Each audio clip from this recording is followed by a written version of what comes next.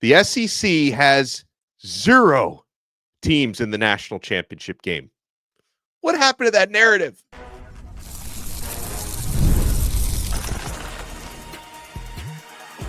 You are Locked On ACC, your daily podcast on the Atlantic Coast Conference. Part of the Locked On Podcast Network, your team every day.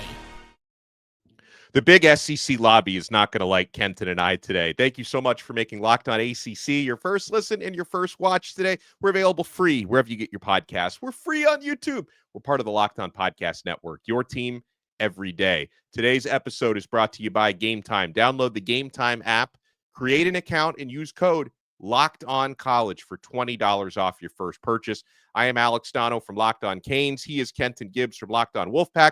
On this loaded episode, we will talk about the way too early Heisman Trophy odds because, I've got an eye for degeneracy, and if there are odds available, Donno's going to find them. So we can already place our bets for next year's Heisman Trophy.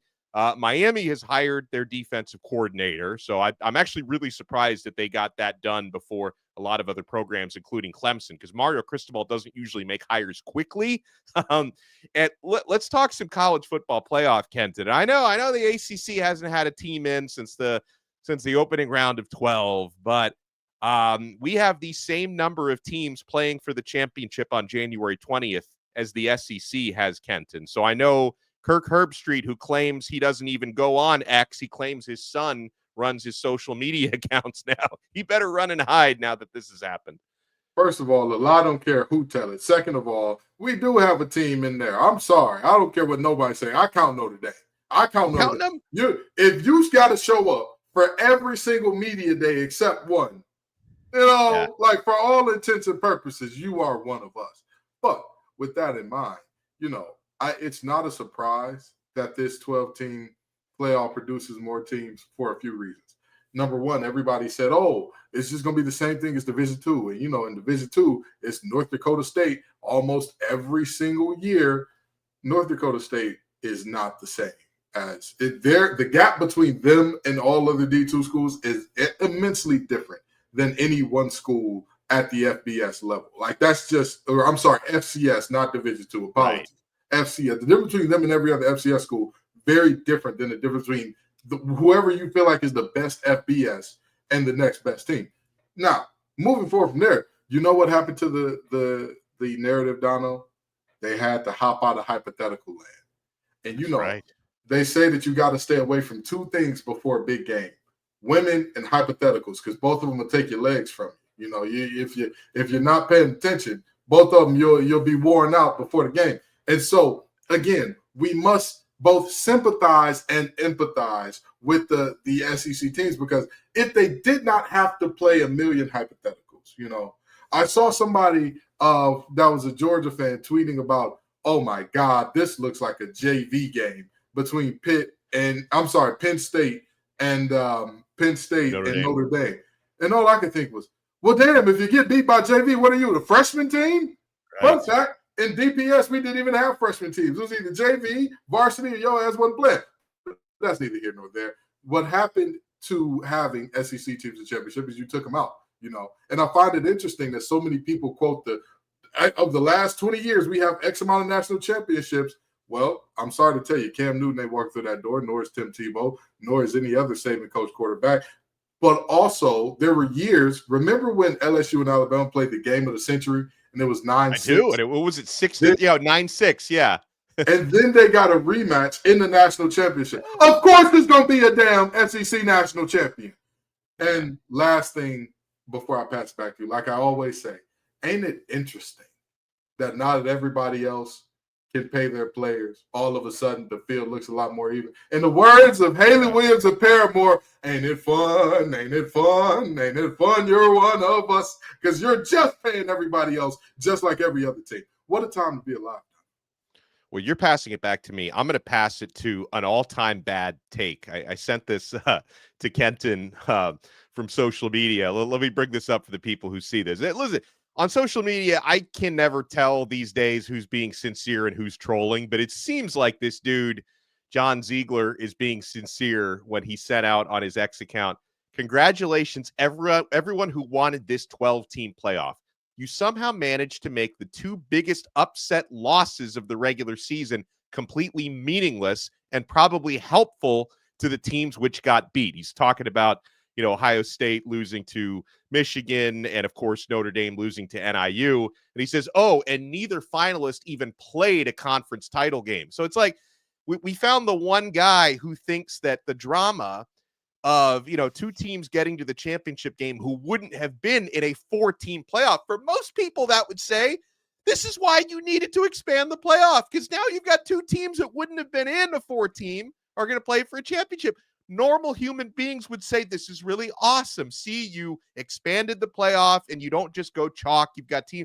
But we found the one guy who thinks that because two teams who wouldn't have been in the 4-team playoff are playing the championship, Kenton, this has apparently ruined the college football playoff. Again, when you don't let the narratives cook and you got to play a game on the real field, strange things happen sometimes. Yeah. Strange things happen. People talk about the upset Michigan, Ohio State. That was a situation where Michigan was quite literally designed to beat Ohio State. Ohio State's offensive line is excellent. Not excellent enough to handle 2 first-rounders in the middle. Yeah. That's just what you get there. The NIU and Notre Dame game. Hey, it happens. Counting on 18 to 22-year-olds to get it right every time, unrealistic expectation. But guess what? When you lined it up, when Notre Dame had to play Indiana, when Notre Dame had to play Georgia, which, by the way, you can say what you want about that Indiana game, but Georgia's the SEC conference champ, right? Right, Donno? They're the team that won the conference championship in SEC. Yeah. Hey, I was told, based on the Indiana Notre Dame game, Georgia was going to win by 30. That's what I was told. That was all told. Why even play the game? Hypothetical, they win every time. I was told that the Dogs was going to run our beloved Notre Dame Fighting Irish out of, and yes, they're our, because when we talk about basketball, whose tournament do they play in? Whose tournament do they play in, Donno? I'm just saying. I'm sorry to say, but when you use the word like "our" with Notre Dame, Alex Donno has left the chat. It's like I can't. I have so much historical hatred for that program. Like I hate them so much. I'm probably rooting for Ohio State in the championship game because even though I wish he'd gone to Miami, I'm a big fan of Jeremiah Smith, Chaminade High School. I supported his high school. I'm probably rooting. I can't even say these words out loud, but I'm probably rooting for that team from Columbus. Let me tell you something. As a Detroiter, you couldn't pay me enough to root for Ohio State. Okay, until Ohio gives that land back, you know what you did. Andrew Jackson's been dead for a while. Give the land back. Nobody likes Toledo anyway, is what y'all always say. Give it back. But with that in mind, I understand your hatred. I get it. I get the Catholics versus convicts thing. Trust me, I dealt with it myself in terms of Cavs Tech and Detroit Catholic Central, where they called us the convicts and then the Catholics. I get it. I understand the history behind it. But, Donno, you got to soften your heart because, again, when we go to ACC media tip-off of basketball, who's there? When we go to the ACC tournament for basketball, women's basketball, especially this year with what Hidalgo and Coach Ivy are cooking up over there, who's going to be there, So we got to let Notre Dame in. We got to accept them, And at the end of the day, I'll tell you this. I am excited about that game. I think it's going to be a hell of a game because, again, this is another one of those where this matchup is better for the Irish than people think. I completely agree. And I want to, when we come back, I still want to talk about the road that got us to these final two teams because Steve Sarkisian, for the past 48 hours, has been getting roasted left and right. I mean, where's the intuition, Sark? Is it time to hand off the play calling duties? You want to keep it locked right here. Alex Donno from Locked On Canes, Kenton Gibbs from Locked On Wolfpack. We are Locked On ACC, and we're only getting started. It's tax season, my friends, and this is a message from sponsor Intuit TurboTax.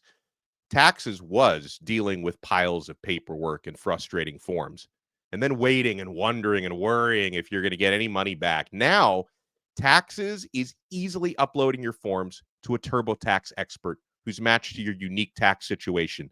An expert who's backed by the latest technology, which cross-checks millions of data points for 100% accuracy.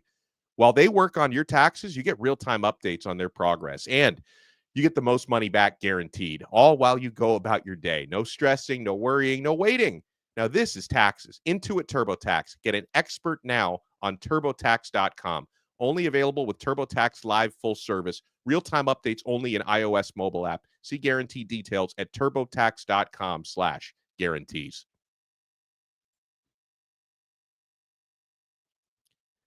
Thank you so much for making Locked On ACC your first listen and your first watch today. For your next listen, make sure you check out our other shows. Kenton Gibbs and Grayson Boone do an awesome job on Locked On Wolfpack. I host Locked On Canes. It's been certainly a busy couple of days for me, Kenton, with Miami landing Carson Beck in the transfer portal. We'll talk about where he and other ACC players sit in the way too early Heisman Trophy odds a little bit. Miami just hired a defensive coordinator. Before we get to that, KG, so Texas is within striking range to tie up the football game at 21 points, under 4 minutes to go. They're at the 1 yard line, 2nd and 1. They call a toss sweep and lose 7 yards on the play, and it comes down to 8. They end up turning it over for a score, which was huge, the turning point of that football game. And Steve Sarkisian, Sark, is getting absolutely blasted. You played defensive line in North Carolina State. What were your thoughts on Steve Sarkisian's play call there? They've got a back over there in Jaden Blue that normally when rosters talk about weights, they greatly oversell it for skill position guys. They normally align. Jaden Blue is about 2 Bo-Berry biscuits away from 215, looks like. That's a big guy. That's a big back there, 6'3", 215. Why the hell would you not say, let me give it at least one crack? Let me give it one shot. And if they stop us, they stop us. Low risk, but the reward is still pretty high given the fact that you're on the 1. It was a 1st and goal on the 1. 2 back-to-back pass interference calls put you on the 1. At that point in time, okay, we can't do too much more passing. We've run out of real estate. We got to put on our big boy britches, and we got to say, go get me a yard. Go get me a yard. If I'm Sark, I'm calling everybody in. I'm calling a timeout, and I'm looking at all of my guys, and I'm saying, ain't this what we live for? Ain't this it? This is Longhorn football. This is what it's about. Yeah. We're going to go get us a yard the old-fashioned way, a la Earl Campbell, a la Ricky Williams, a la Cedric Benson. We're going to get us 1 yard right here. Behind our best you have several downs left to get 1 yard. As long as you don't move back 7 yards, you got several. But you know what you shouldn't do? Ohio State has 2 players that were ranked as 5 stars on the edge. Yeah. 2. That Jack Sawyer kid, one of the highest rated out of his class. That JT kid, another one of them. Best JT since the one from the City Girls. And yet, best JT for Justin Timberlake for those of us who are less cultured. But you get the point. He's a hell of an edge rusher himself. And Caleb Downs was the one who blew up that play too. I mean, he read that like a 1st grade reader. But even more important than that, Donno, you look at this Ohio State defense, and has anybody ever thought they can't run? I'm gonna outflank them. Yeah. What? True. Listen, Sark, I'm glad that you have had the road back from some of the struggles you had earlier in your career. But play calling like that is going to make people think you're on the bottle again, okay? Yeah. And I'm saying that very seriously because that was as moronic of a call as you can go with. On an early down in that situation. If you just run the football up the middle, even if it doesn't work, people can at least say, I understand the rationale. Yeah. I see where you were getting at there. I get it. Don't we all? If you were to do a tush push and it doesn't work out, oh, well, hey, we have 4 chances to get 3 feet, and if we couldn't do that in 4 chances, I need some better players. I need something different. If we can't get 1 yard in 4 chances that way. But to see that you sit here and try to run a sweep in that situation and lose, 6 or 7? You deserve what you got there, man, because that was just foolishness. To me, it's over-reliance on analytics and outsmarting yourself is what Sark did, because the analytics would say it's very difficult to run into the teeth of the Ohio State defense. So Sark thought they'll never expect me to do something this stupid, right? I think that's what happened there. I thought he overthought. And also with Sark, we talked about this. You and I were both on the post game back when Texas beat Clemson. And, obviously Texas won that game, but there have always been these complaints about how unintuitive his play calling is. Yeah. It's just, he doesn't really read the situation all that well. And this was probably the best example of that. Yeah. And the craziest part about it is his play calling up to this point was damn good. Yeah. You get into multiple situations where you're isolating your receivers and they're winning their matchups. And even if you don't get that second pass interference that puts you at 1st and goal at the 1, you were still at the 2 because of a pass interference in the end zone where it was their safety up against one of your better receivers. That's a great job. That's the matchup you want. You have done something right. Why would you go away from that? Why would you say, I'm going to run the ball, but like you said, Donno, not into the teeth of the defense. If anything, what I would do is I would say, hey, listen, we're going to go this first down, we're going to run it up the middle. We're going to see what we can do there, okay? Whatever we can get. But we're going to get under center and try it. We're going to see what we can do. Second play, I would do something like one of those little, hey, we're trying to figure out the play call, whoop-de-woo-woo-woo. You go up there, and we're going to see what we can get done in terms of a QB sneak, okay? My third play call, if neither one of those work, okay, maybe we got to put the ball back in there. But one thing that I'm not doing, put the ball back in there for the last 2 downs. But one thing that I know I'm not doing, or give Quinn Ewers a 2-way go on the outside to where, hey, we've got something to the flats where you can either get rid of it quickly, or if they got you shut off, hold it and run. But one thing I'm not going to do is that pitch in that moment. That's just foolish. Yeah. Well, moving on back to the ACC, the Miami Hurricanes have filled their defensive coordinator vacancy. The Hurricanes had the 69th ranked total defense last year. And I bring that up because ironically enough, the man that they hired, Corey Heatherman, who was the DC in Minnesota this past season, linebackers coach at Rutgers prior to that, has had some DC jobs in smaller schools prior. Corey Heatherman last year took over the 69th rated Golden Gophers defense, same situation he's walking into now. And Minnesota in 2024 were ranked 9th nationally in points allowed at 16.9 per game, 5th in total defense, that's yards allowed at 285.7 yards per game, 12th in rushing defense, and they tied for 9th in passing defense.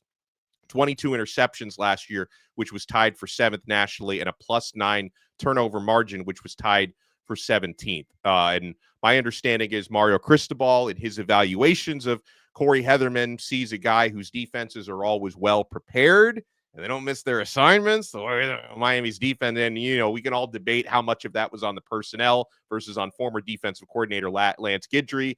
But Miami's defense was pretty rough in conference play this last year, Kenton. And this hire, Corey Heatherman, is someone who I'm sure Mario Cristobal got a recommendation for him from Greg Schiano at Rutgers, because Cristobal and Heatherman both come from the Schiano coaching tree. And, Miami is going to have to spend on the buyout for Heatherman about $600,000 because he just signed an extension, but they only have to pay a 25% buyout. So my understanding, Kenton, is that Schiano was actually interested in bringing Heatherman back to Rutgers as defensive coordinator, but there's a clause in Heatherman's contract with Minnesota that said if he goes to another Big Ten school, it's 100% buyout, which would have been $2.4 million. So that's just, it's not cost feasible for a DC. Miami was able to get him for 25% of the buyout. And I just hope, and Miami's been adding talent in the transfer portal to bolster that defense. I hope that the coaching can make that much of a difference for the Hurricanes' sake, because a lot of times they were playing the social distancing defense this year. Social distancing defense is crazy, first of all. Yeah. That's an insane take there. But more importantly, Donno, it was absolutely the coaching and not the personnel. And let me tell you how I know that. It's personnel when you see 1 or 2 guys getting it wrong on a consistent basis. When it looks like the entire defense is lagging behind. When you see persistent problems throughout the entire defense, you can't convince me, hey, everybody has this exact same problem. You can't convince me, hey, all of our safeties do not know how to properly, yo-yo back and forth in terms of in terms of handling motion across a formation. You can't tell me that. You can't tell me, nobody was prepared. And granted, Miami secondary was a bit young last year, but you still can't tell me not a single one of those guys was able to properly pick up on what you were putting down in terms of, hey, these are the adjustments, these are the motions and the formations that you will most likely see. This is what we need to be prepared for. When we see this, we will already know this is where you need to be aligned. This is what you are assigned to do. Go handle it. There were too many moments where Miami looked flatly, misaligned because guys were the slightest bit of motion just sent that entire team into a tizzy. And you can speak to this firsthand, Donald. It was one of the more embarrassing things I'd seen. And Lord knows, we don't even want to get into the tackle. We don't even want to get into maybe all of them believed it was two-hand touch or something, because when it came to wrapping up and taking guys to the ground, it just seemed like the world's toughest deal for them. So all in all, when I look at this situation, I say to myself, Guidry may be good. He may be talented. He may learn from this, grow from this, and become better going forward. But I have no doubt that was more on the coaching than the personnel. Yeah, no, I feel that way as well. There was just no adaptation whatsoever. When we come back, let's talk about the way too early Heisman Trophy odds for next year. The favorite may surprise you. We'll find out who's in the mix from the ACC and those way too early Heisman Trophy odds. You want to keep it locked right here. Alex Donno and Kenton Gibbs with you on this brand new episode of Locked On ACC. Folks, I already know hopefully you've been enjoying the great features and the great prices on the Game Time app. This is the only ticket app that Kenton and I use. And if you're looking tickets for the championship game, you're looking for tickets for that January 20th. You've got Ohio State taking on Kenton's team, not mine. Notre Dame Fighting Irish will be taking on Ohio State. And you're going to find the best deals on the Game Time app. You're going to get a panoramic view from your seat in the app before you buy. You're going to get all-in pricing. They show you the total up front at Game Time with no surprise fees at checkout. Game Time has a new feature called Game Time Picks that makes getting tickets for events even easier because it filters out all the fluff to show you only incredible deals on great seats so you don't have to waste time searching through thousands of tickets. Guys, I've used Game Time already a couple times here in 2025. Got some concert tickets for the spring. I'm going to go probably check out the Pro Bowl games in Orlando coming up in a couple of weeks. So you want to find all the best deals at Game Time. Take the guesswork out of buying tickets. Download the Game Time app, create an account, and use code LOCKEDONCOLLEGE for $20 off your first purchase. Terms apply. Again, create an account and redeem code LOCKEDONCOLLEGE, all one word, for $20 off. Download Game Time today. Last minute tickets, lowest price guaranteed.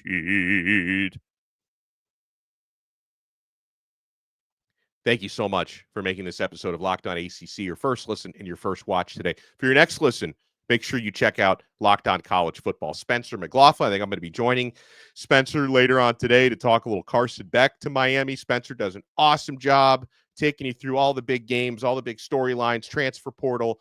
Make sure you check out Locked On College Football. Like this show, it's available free wherever you get your podcasts and available free on YouTube.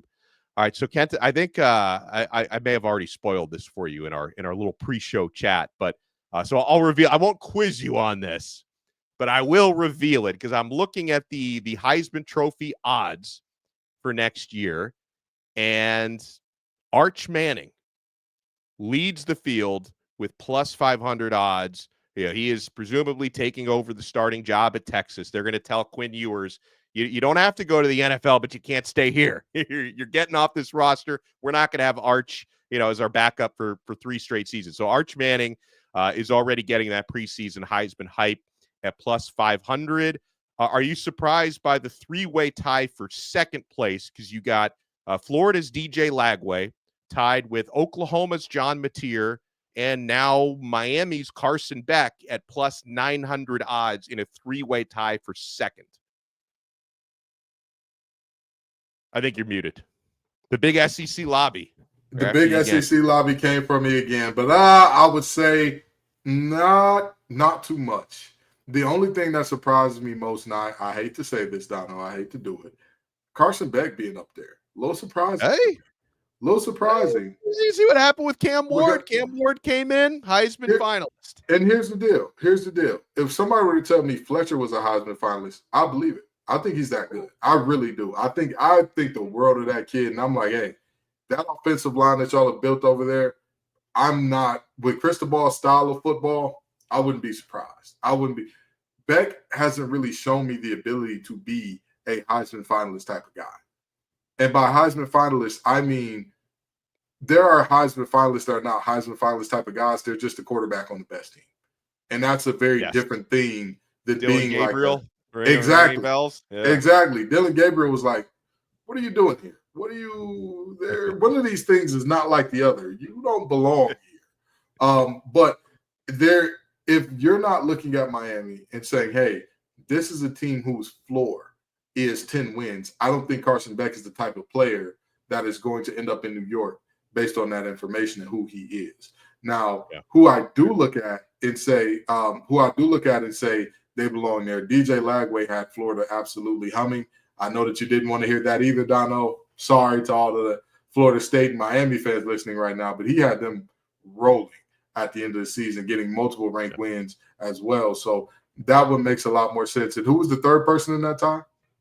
John Mateer, who's now at Oklahoma, former Wazoo quarterback. Donno, I need to get in on the degeneracy. Tell me, how do I bet against something? How do I place a bet against the thing? Because that is a bet that I would put my mortgage on the fact that not only does he not win it, he doesn't go to New York. He's not up for any postseason awards outside of Norman, Oklahoma. Yeah. I mean, I just there's not enough around him, and it's not like I think if Mateer was in certain different situations, but I mean, that offense, regardless of who's playing. I mean, they made Jackson Arnold look so bad. As a former 5-star recruit, they made him look awful. Is that how much of that was on him? We'll find out this year. Let me tell you something. If you put Jeff Gordon behind the wheel of a Honda Accord and told him go race the Indy 500, he's still driving a Honda Accord. You know, that's just Mateer is a wonderful quarterback. If he was in a different situation, if he decided to be like Michigan's bridge quarterback or something, I would have a very different outlook on his Heisman. Going to Oklahoma, brother, you just put a Lambo in the middle of the projects. That's, it may not work out well for you, but best of luck. Let's take a look at a few more in these early Heisman odds and where we can find a couple more ACC players in here. So after Lagway, Mateer, and Beck in that three-way tie for second, you've got I guess Kenton will claim him. Jeremiah Love at plus 1,100, Garrett Nussmeier at plus 1,200, Jeremiah Smith at plus 1,200. I feel like there's a little. I'm just such a big Jeremiah Smith fan. Although I will say it was pretty. They held him to one catch for 3 yards. The Longhorns did. So maybe I overhyped the young man just a little bit, but he had an awesome year. Nico Iamaleava at plus 1,400 odds. How about Drew Allar at plus 1,600 odds, the Penn State quarterback? Let me get a third mortgage. Let me get a second and a third mortgage. I got another bet I need to place. I got another slip. Yeah. Not top 8 in the final. That man stinks. I don't know what everybody's seeing. Donno, I feel like I'm in Bizarro World. I really do. Because when I watched the film on him and everybody was screaming, oh, Riley Leonard's the worst quarterback left in the CFP. Oh, Will Howard's the worst quarterback. I said, what am I missing? This Drew kid, he doesn't have the goods in any game of any consequence. He looks like the moment is too big. The lights are too bright every time. And yet we're going to sit here again and pretend like he's a thing. Donno, you got to help me out. I'm itching to make some money off that anti-bet. We could probably, I don't know if we could like build like a parlay of like the players we don't think are going to win the Heisman. And then like we just put our mortgages into that parlay on play. Will not win or will not go to the finals. Let me tell you something. Me and you would be living like kings. We'd be living next to Tom Brady down in Florida, messing around, betting against these guys. Because I'm telling you, I feel very comfortable that Mateer and Allar will be nowhere near New York at the end of the year unless they're, just deciding to go up there to support one of their old friends. So then you got a couple more ACC quarterbacks who are both at plus 1,800. So maybe there's some value there. Cade Klubnik, of course, of Clemson, and Kevin Jennings of SMU. So do you think maybe they might be undervalued a little bit, plus 18? So if you bet $100, you would win 1,800 if either of them win the Heisman. I like the value on both of those. I like the value on both. I really think with the weapons Clemson has coming back and the step forward that Cade Klubnik took at the end of the year, even in the big moments, he made the right decisions. Was he perfect? No, but he was damn good in big moments when it mattered most. Clemson fans, he's won me over. Y'all can stop calling me everything but a child of God in the comments now. He's won me over. He's proven me wrong. He shut me up. I truly believe that and another thing about why I believe in him to be high in this race, we all know that the Heisman is a very narrative-driven award. Now, the only thing that can overcome the Manning Legacy Award, because it's like how Eli's up for the Hall of Fame and people are like, oh, yeah, he's a guy, he's a contender, when it's like, let's come on, right? But the only thing that can overcome that is Clemson's resurgence led by Cade Klubnik, led by he and Wesco and Williams and company being phenomenal, which I think is very possible. I think that's extremely possible. Kevin Jennings, same thing. I think he's amazing. I think he's wonderful. And I think nothing less than great things about him. So if he is to take SMU to a special place, to an undefeated place next year, toward the end of the season, even one loss, but he's doing great things, but I can see him easily there. So I see on the big board, I see just one more ACC player who's got preseason odds. And you want to talk about value? If you bet $100 on this player, if he wins the Heisman, you get $8,000 on your $100 bet, and that's Isaac Brown, the running back at Louisville, who just had an awesome. I mean, wasn't a Heisman candidate per se, but had an awesome true freshman year at running back. You think Isaac Brown, is there some value there? Absolutely, there's value there. Remember the last time a guy from Louisville won the Heisman? He was some unheralded dude that came out of nowhere as well, you know. And everybody carried my fantasy team this year. I didn't win the championship, but he carried me. You and me both. My fantasy team stunk to the high heavens. I had one win, but thank God he threw 5 touchdowns on that day. But with that being said, Isaac Brown is phenomenal, and I don't think Louisville ever gets the respect nationally that they deserve. But there are moments where a guy is undeniable. And the freshman season that Isaac Brown put on, think about him with a year extra in the weight room, in the film room, seeing what he did wrong, seeing what he did right. And Louisville, you say what you want about the Browns being quarterback whisperers. I think they're offense whisperers overall, because by and large, their offenses are always humming. You know, they may make the big mistake here and there, but by and large, they know how to move the ball, okay? And so if Isaac Brown is the centerpiece of that offense and he's doing very special things, or they're having a special season, don't be shocked if he's there. You know, a lot like if Drew Allar leads Penn State to undefeated season, which I highly doubt because of the 2 running backs leaving and whatnot. If that were to be the case, I'm sure he'd get there.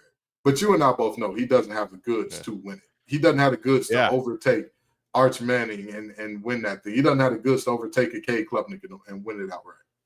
By the way, before the Louisville fans are like, they're typing like really angry at me in the comments, because I looked over this one. I apologize. I didn't realize Miller Moss is also on the list. He's the Louisville quarterback now, USC transfer, and he's got plus 3,300 odds. So forgive me. You mentioned Braum being the quarterback whisperer. You think he can whisper loud enough in Miller Moss's ear that he can take those plus 3,300 odds this year? So of all the quarterbacks in the transfer report that I thought highly of, I think Miller Moss may be walking into the best situation.